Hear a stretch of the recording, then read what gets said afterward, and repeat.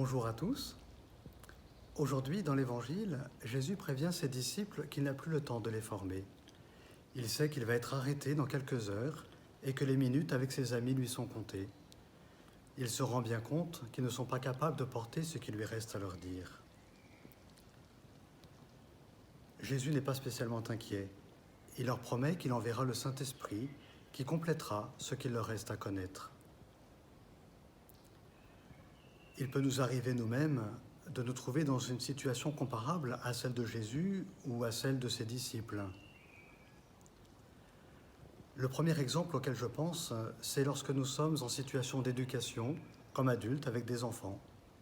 Il ne sert à rien de tirer sur la plante pour qu'elle pousse ou d'aller plus vite que la musique.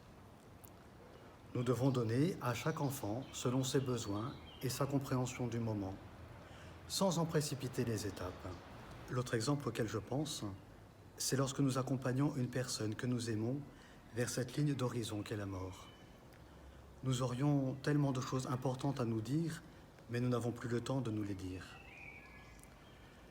Cela a été particulièrement vrai durant ces derniers mois de pandémie et de confinement, pendant lesquels nous ne pouvions même plus nous approcher et nous voir.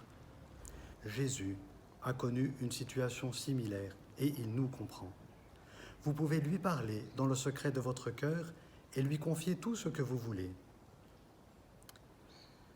Un dernier exemple auquel je pense est lorsque nous sommes dans l'attente de l'Esprit Saint. Je pense notamment à ceux parmi vous qui ont dû différer un sacrement important, un baptême, une première communion, un mariage, ou encore depuis ce lieu d'où je vous parle, qu'est le séminaire d'Issy-les-Moulineaux, une ordination diaconale ou presbytérale. Jésus annonce à ses disciples que le Saint-Esprit viendra. Nous savons, nous, que la venue du Saint-Esprit est intervenue quelques semaines après, le jour de la Pentecôte.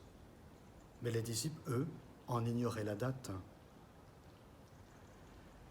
La Vierge Marie est celle qui a le mieux mis en pratique la parole du Seigneur. Elle a eu la tristesse de perdre son fils, mort brutalement sur la croix. Elle a connu le deuil et l'incertitude. Elle a attendu Jésus et elle lui a fait confiance.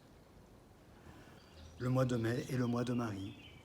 Depuis ce séminaire consacré à Notre-Dame, je prie la Bienheureuse Vierge Marie de vous tenir tous en sa sainte garde.